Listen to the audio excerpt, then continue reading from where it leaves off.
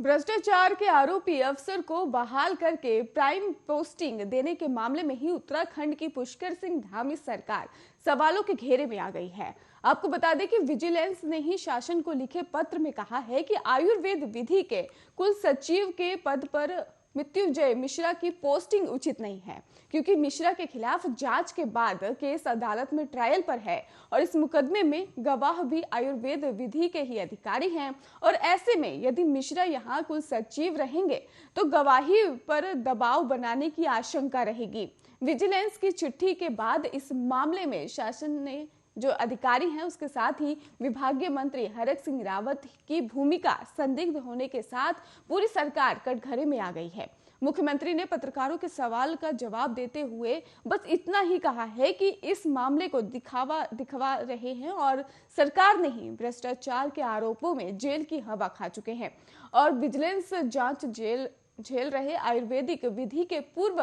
कुल सचिव मृत्युंजय मिश्रा की पद पर ही बहाली कर दी थी और दामन पर लगे दाग धुले भी नहीं थे और मिश्रा के उसी पद पर बहाली कर दी गई जिस पद पर रहते भ्रष्टाचार के आरोप उन पर लगे थे। मिश्रा का निबंधन को भी समाप्त करना इसलिए भी गंभीर मामला है क्योंकि विजिलेंस में जो मामले दर्ज है उनका ट्रायल संबंधित न्यायालय में चल रहा है और इससे गंभीर मामला मिश्रा को उसी पद पर तैनाती देना है और जहां उन पर भ्रष्टाचार के आरोप लगे थे और जिनके खिलाफ विजिलेंस में मुकदमा दर्ज है। और इससे भी गंभीर बात यह है कि इन मुकदमों के गवाह भी इसी विवि के ही अधिकारी कर्मचारी हैं। यदि कुल सचिव मिश्रा रहेंगे तो गवाहों को डिस्टर्ब करने की आशंका बनी रहेगी। मिश्रा की बहाली मुद्दा नहीं है, वो बहाल हो सकते हैं, लेकिन उन्हें क्लीन चिट मिलने से पहले उस पद पर तैनाती को लेकर सरकार की कार्यशैली पर सवाल उठ रहे हैं। हालांकि विभागीय सचिव चंद्र यादव ने भी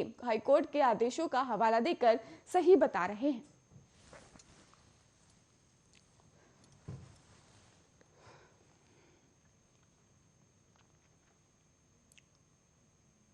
जम्मू कश्मीर में माता वैष्णो देवी तीर्थ क्षेत्र में नववर्ष के दिन श्रद्धालुओं की भारी भीड़ के कारण मची भगदड़ में ही 12 लोगों की मौत हो गई और 16 अन्य घायल हो गए। माता वैष्णो देवी श्राइन बोर्ड ने ही एक बयान में कहा कि शनिवार की भगदड़ तीर्थ यात्रियों को दो समूह के बीच झगड़े के कारण हुई। बोर्ड ने इस बात पर जोर देते हुए कहा कि महामारी के मद्देनजर 50,000 की क्षमता के मुकाबले केवल 35,000 श्रद्धालुओं को यात्रा की अनुमति दी गई थी और घटना के करीब 1 घंटे बाद श्रद्धालुओं को मंदिर में दर्शन की अनुमति दे दी गई और यात्रा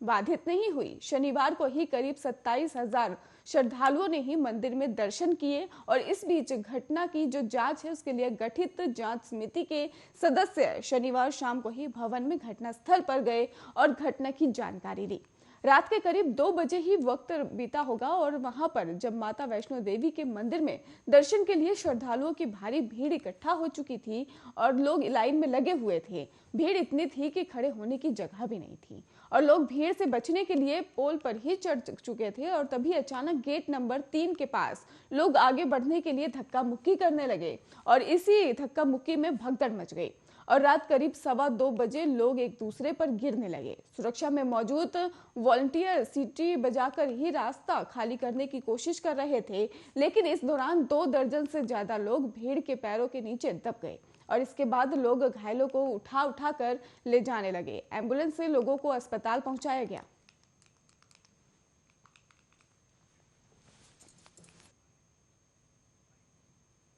खबरों का सिलसिला अभी जारी है, आप देखते रहिए आर्या न्यूज।